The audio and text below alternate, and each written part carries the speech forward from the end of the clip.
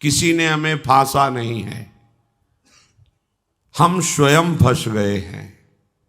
बंधेउ कीर मरकट की नाई, हमने स्वयं सुख भोग की लालसा से अपने को फंसा लिया। अब वास्तविक सुख क्या है, चरम सुख क्या है, हमारी आंतरिक मांग क्या है, ये हम नहीं जान पा रहे। बस सामने दृश्य को देखा और टूट पड़े, सुख भोग लेंगे, हम सुखी हो जाएंगे। ये भ्रम है। तुम किसी प्रकृति जनित रचना से कभी सुखी नहीं हो सकते, क्योंकि तुम परमात्मा अंश हो। तुम अपने अंशी की खोज कर रहे हो। भ्रम से तुम नाना प्रकार के दृश्य पदार्थों में, परिवर्तनशील नाशवान पदार्थों में अपनी मांग पूरी करना चाहते हो। नहीं हो सकती। क्यों? क्योंकि तुम चिदानंद अंश हो, तुम्हें चिदानंद सुख चाहिए। ये प्राकृतिक सुख अनेक जन्मों से भोगते चले आए। अगर कहीं इसमें हमारा विश्राम होता तो आज तक हम सुखी हो जाते। भगवत कृपा से संत समागम प्राप्त होता है, पर कैसी मलिनता बुद्धि की है कि संत समागम में जाकर के हम यही जानना चाहते हैं कि वो उपाय बताओ जिससे हमें मांगे हुए भोग प्राप्त हों। भोग भोगने वाला शरीर जो निश्चित नष्ट हो जाएगा, वो नष्ट ना होने पावे। संसार में माना हुआ सुख हमें भरपूर प्राप्त हो। भ्रम मत रखना। अगर संतों की इसमें आस्था होती तो संत काहे को ही बनते। जिनमें उनकी आस्था नहीं है वो तुम्हें कैसे दे सकते हैं। एक अंधा कुएं में गिरने जा रहा हो तो कोई नेत्र वाला उसको कैसे ढकेल सकता है, कैसे जाने दे सकता है। ऐसे ही हम ज्ञान नेत्रों से अंधे हैं, इसलिए हम इस भवकूप में नाना प्रकार के सुख की लालसा से कूदने जा रहे हैं या कूद चुके हैं। संतों का समागम बचाने के लिए होता है, फंसाने के लिए नहीं होता। लोग पूछते हैं कि संतों का क्या चमत्कार है, दिखाओ अपना चमत्कार। संतों का वास्तविक जो भगवत प्रेमी महात्मा है, उनका स्वाभाविक चमत्कार प्रकट होता है। उनके दर्शन से, उनके संभाषण से, उनके सानिध्य से विकारों का नाश और भगवत चरणारविंद की प्रीति, विषयी मन का निर्मल हो जाना, भोगों की तरफ आकर्षित चित्त वृत्ति का भगवदाकार हो जाना, ये संतों का चमत्कार है। तुम्हारा कोई रोग ठीक हो जाए, कोई भोग मिल जाए, कोई परिस्थिति सुधर जाए, इसे संतों का चमत्कार मत समझना। ये प्रारब्ध भोग सुख और दुख, पुण्य और पाप से प्रकट होते हैं, इसमें किसी का प्रभाव काम नहीं करेगा। अगर ऐसा होता तो संतों के शरीर में कभी कष्ट ही ना होता। भ्रम में मत फंसो। भ्रम में मत फंसो कि कोई संत तुम्हारे शरीर को अजर अमर बना देगा, तुम्हें भोगों की बाहुल्यता मिल जाएगी। व्यर्थ में भाग दौड़ बंद करो।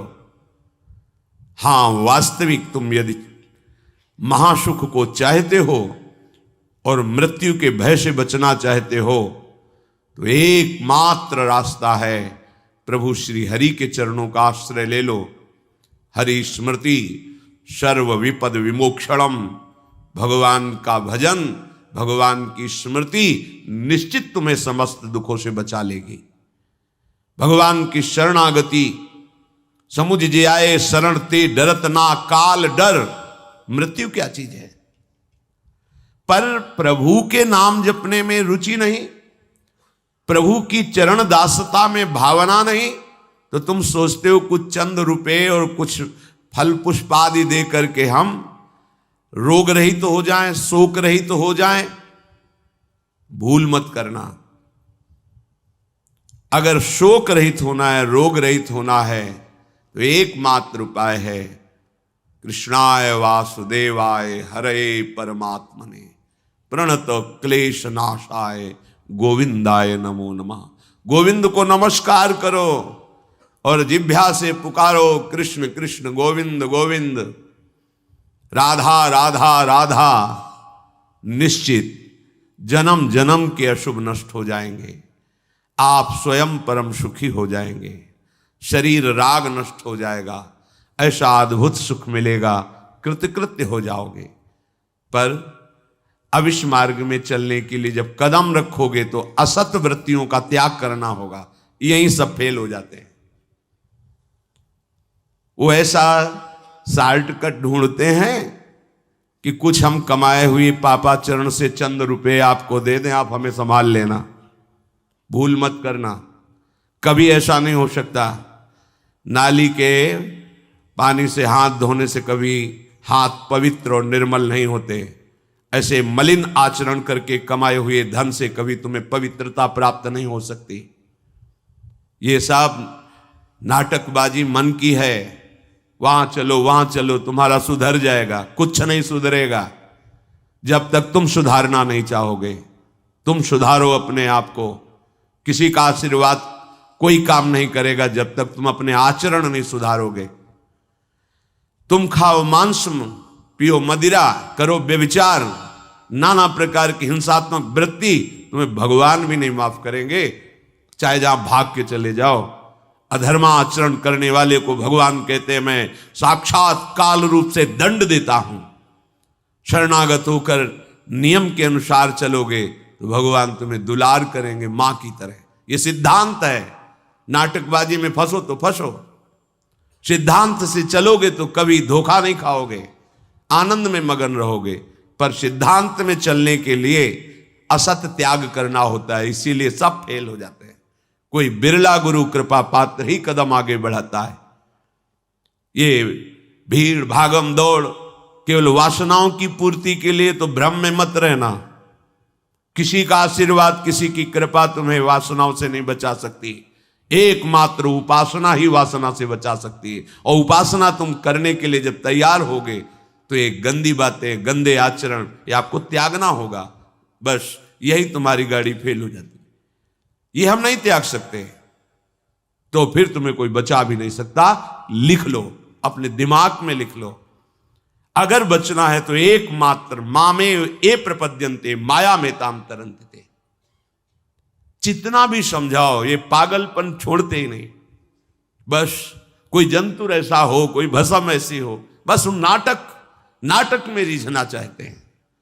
अरे प्यारे, यदि वो तुम्हें सुखी कर सकता है तो वो खुद क्यों सुखी नहीं हो जाता? तुम नहीं सोच पा रहे हो? पागल हो तुम। यदि वो तुम्हें रोग रहित कर सकता है तो खुद क्यों नहीं रोग रहित हो जाता? यदि वो तुम्हारे को चमत्कार दिखा सकता है तो अपने को चमत्कार दिखाकर प्रभु का साक्षात्कार क्यों नहीं कर लेता? पागल बन रहे हो। सिद्धांत को समझो। तब लगी कुशल न जीव कहूं, सपने हूं मन विश्राम, जब लग भजत न राम कहूं, शोक धाम तज काम। जब तक शोकों का खजाना एक कामनाएं, इन कामनाओं को प्रभु के चरणों में समर्पित करके भजन नहीं करोगे, स्वप्न में भी सुख नहीं मिलेगा। जागृत की बात जाने दो। जो चाहत है नित्य सुख, अरु मन को विश्राम, यही सब चाहते हैं।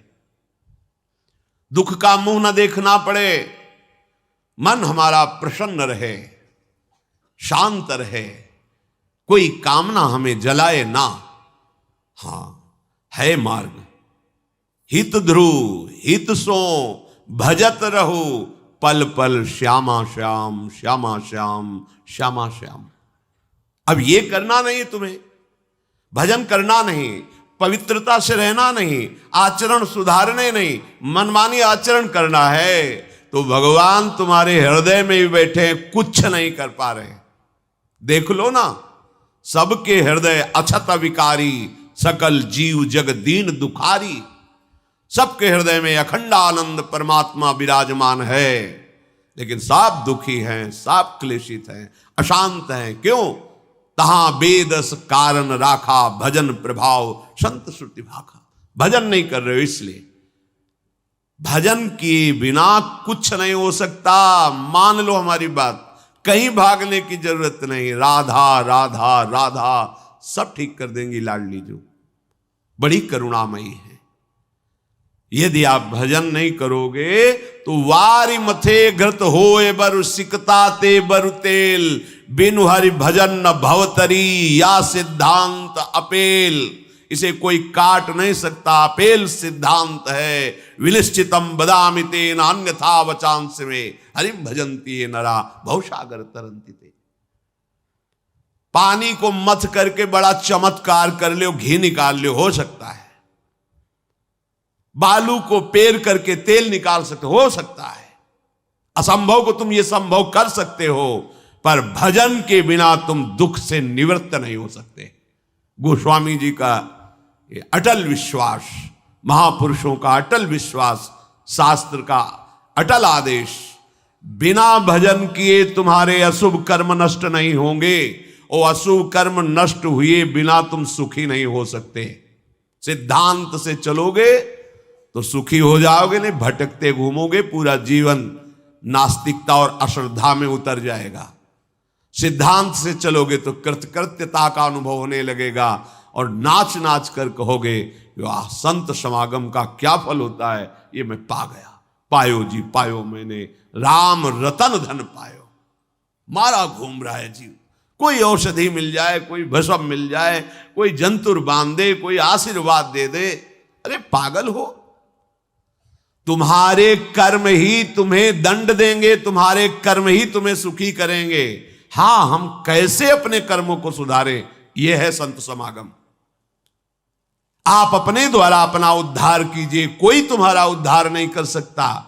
उद्धार की युक्तियां, उद्धार का मार्ग, उद्धार के सिद्धांत और सहयोग ये संतों से प्राप्त होता है। आशीर्वाद से उद्धार नहीं होता, आशीर्वाद से सुख दुख की निवृत्ति नहीं होती, वो ज्ञान से होती है। उसके लिए आपको भजन करना पड़ेगा, सत्य आचरण में चलना होगा, दुख को सहना होगा, सुख को दबाना होगा, उसमें अभिमान करके फूलना नहीं होगा। तब आप उस महासुख में पहुंचोगे जिसे चरम अवस्था का सुख कहते हैं। संत समागम दुर्लभ इसी बात के लिए है।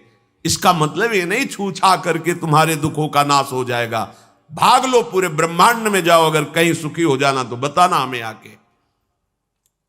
समझना ही नहीं चाहते। भगवान कृपा करके बोल रहे हैं, औरों की तो बात क्या है, अब समझ लो। श्री भगवान कह रहे हैं इदम तुते गृहतमं प्रवक्ष्याम्यनसूयवे ज्ञानम विज्ञान सहितम यज्ञात्वा मोक्ष से अशुभात्। हे अर्जुन, ये मैं तुम्हें बहुत गुह्य बात कह रहा हूं। क्या होता है जब हृदय की बात कुछ कहने को आती है तो बार बार कहा जाता है कि आप अन्यथा मत सोचना, सत्य सत्य सत्य कह रहा हूं, ये बात तुम केवल समझ लीजिए। मतलब वो विवश होकर अपने हृदय की बात तुम्हें दे रहे हैं, जो छुपाए रखे जीवन भर वो तुम्हें दे रहे हैं, पर अनाधिकारी होने के कारण वो बात पकड़ नहीं पाते। संतों की बात में ही तुम्हारा कल्याण छुपा हुआ है। उनकी बात मान लो, फिर आप देख लो कैसे आपकी अध्यात्म उन्नति होती है। आप जो भी करेंगे वो अहम की धरा से होगा।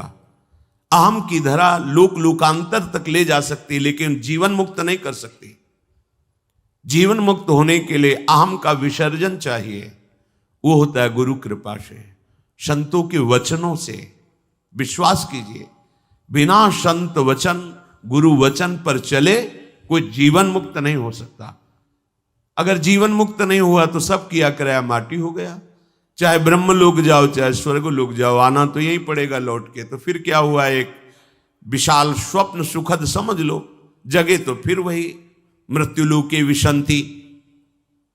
भगवान कह रहे मैं बहुत गुह्य बात बता रहा हूं, अत्यंत गोपनीय बात, गोपनीय जो अभी तक छुपाए रखा है हृदय में।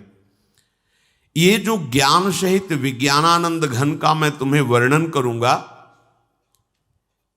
ये अनुसूयवे दोष दृष्टि से जो रहित है वही समझ पाएगा। दोष दृष्टि से रहित, जब भगवान अवतार लेते हैं तो मनुष्य जैसी लीला करते हैं, यही सुख देने के लिए तो वो अवतरित हुए, अपनी महिमा से घटे हैं, उतरे हैं। अवतार का मतलब होता है अपनी महिमा से उतरना। भगवान की जो अनंत महिमा है उससे उतरते हैं, हम उनको देख पाएं, उनसे बात कर सके, उनके साथ खेल सके। वो ऐसे उतरकर हमारे समान लीला करते हैं। उनकी लीला को देख करके अगर किसी को दोष दृष्टि होती है तो बोले इस गुहितमम के सुनने का अधिकारी नहीं।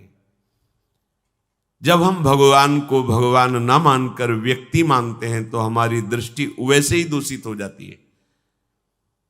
वैसे केवल भगवान की ही लीला हो रही है, पर हमारी दृष्टि दूषित होने के कारण हमें व्यक्ति दिखाई देता है, स्त्री पुरुष दिखाई देते हैं, गुणात्मा महात्मा दोषात्मा ऐसा सब भेद नजर आता है। पर यहां जो भगवान कह रहे हैं कि जो मेरे पर दोष दृष्टि ना रखता हो, अरे बड़े बड़े परमहंसों का जहां प्रवेश नहीं वो भगवान का रास है। जहां ज्ञान समुद्र भगवान शिव भी प्रवेश पाने के लिए ललचाए और भगवान श्री कृष्ण की मंद मुस्कान से गोपी स्वरूप होकर प्रवेश पाए। बोलो ज्ञान समुद्र भगवान शिव जिस रास रस के लिए ललचाए, वो रास रस प्राकृतिक स्त्री पुरुष का मिलन हो सकता है क्या? पर अनाधिकारी के तो क्या उपहास, ऐसा क्या? तो इसलिए भगवान यह कह रहे हैं कि जो अनुसूयवे प्रवक्ष्याम अनुसूयवे, जो मेरे से दोष दृष्टि नहीं रखता। अब आप केवल मेरे ही आज्ञा का पालन करेंगे, मैं जैसा कहूंगा उससे एक कदम पीछे नहीं हटेंगे। हो भाग्य, कितनी कृपा कि मुझे समस्त प्रपंच से समेटकर एक मार्ग में लगा रहे। जहां श्रद्धा है तो वहां शब्द दूसरा भाव निकाल देगा, और जहां दोष दृष्टि वहां भाव दूसरा निकाल देगा। इसलिए श्री भगवान कह रहे, मैं अत्यंत गोपनीय बात तुमसे कह रहा हूं हे अर्जुन। अपने प्रियजनों से, प्रिय शिष्यों से बात कही जाती है। तब तक गीता जी का श्री भगवान ने उपदेश अर्जुन जी को नहीं दिया जब तक मित्र भाव रहा, नहीं दिया। सारथी पद पे बैठे हैं, आज्ञा की दोनों के बीच में रथ, इधर सेना कौरवों की पांडवों के बीच में, भगवान बीच में खड़ा कर। जब देखा मोह ग्रसित हुए, निवारण में असमर्थ पाया, तो भगवान की शरण में होकर के कार्पण्य दोषो भरत स्वभावा प्रछामि त्वाम धर्म सम्मूढ़ चेता। हे प्रभु, अब मेरे में सामर्थ्य नहीं रहेगी कि मैं निर्णय कर सकूं कि मेरे लिए श्रेय क्या है, परम कल्याण क्या है, ये आप जानते हैं। प्रभु कुछ नहीं बोले, तो बोले शिष्यस्तेहम साधिमाम त्वाम प्रपन्नम, मैं आपका शिष्यत्व स्वीकार करता हूं। हे जगत गुरु श्री कृष्ण उतरे साष्टांग दंडवत हुए और कहा, मैं आपका शिष्य हूं, और ऐसा शिष्य हूं जो पूरा समर्पण किए, प्रपन्नम, मन वचन कर्म से आपको समर्पित हूं। तब गीता जी का प्रादुर्भाव भगवान के श्रीमुख से हुआ। जो प्रिय जन होते हैं, समर्पित जन होते हैं, उनको हृदय की बात बताई जाती है, क्योंकि वो उसमें दोष दृष्टि नहीं करेंगे। अगर प्रियता और समर्पण नहीं है, तो देखो ना, कह रहे मेरे को प्रणाम करो, मेरे को ही पूजा दो, मेरी आज्ञा में रहो, मेरे मन वाले बनो। हे अर्जुन, तुम उस परमात्मा को ऐसा समझो कि उस सारे जगत को जैसे बर्फ में जल ही जल है ऐसे व्याप्त करके विराजमान उस परमात्मा को, उसी के आगे ये बोल रहे हैं। देखो, अब हम गुह्यतम बात कर रहे हैं, उस परमात्मा को नहीं, मुझ श्री कृष्ण को। मेरे में मन लगा, मेरे को प्रणाम कर, मेरे को नमस्कार।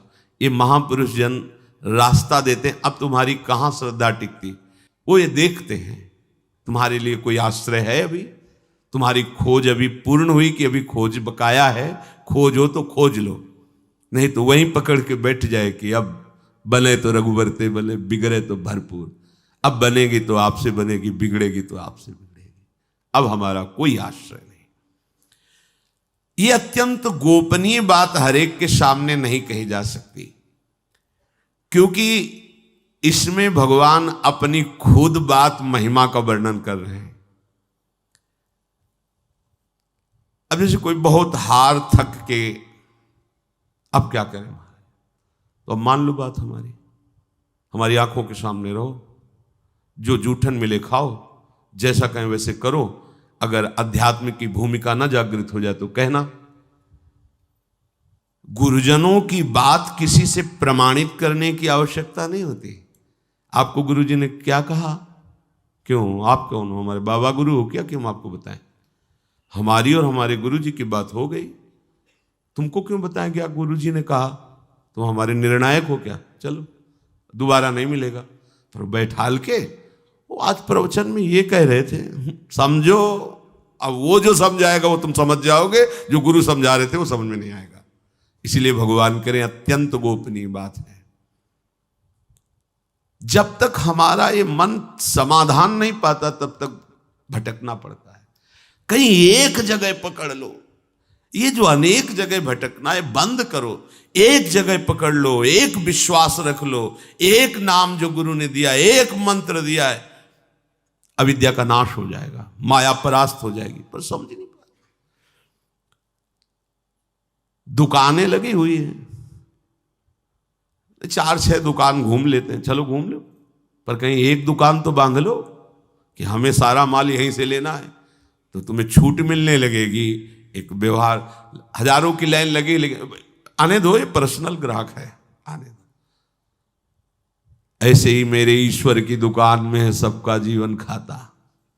परिचय तो बना लो भगवान से, निहाल हो जाओगे। भटकना, हम जब ये बातें सुनते हैं ना तब लगता है कितनी हंसी की बात। जितनी देर तुम अमुक जगह जाकर के झाड़ फूक करवा कर पवित्र, उतनी देर राधा राधा जपो, बिल्कुल ठीक हो जाएगा, सब ठीक हो जाएगा। क्योंकि कोई भी जो हमें क्लेश देने के लिए आया है, कर्म है हमारा। चाहे भूत हो, प्रेत हो, चांडाल हो, रोग हो, दुख हो, विपत्ति हो, ये सब हमारा कर्म है। और उस अशुभ कर्म का नाश करने के लिए भगवान नाम जय घोष कर रहा है।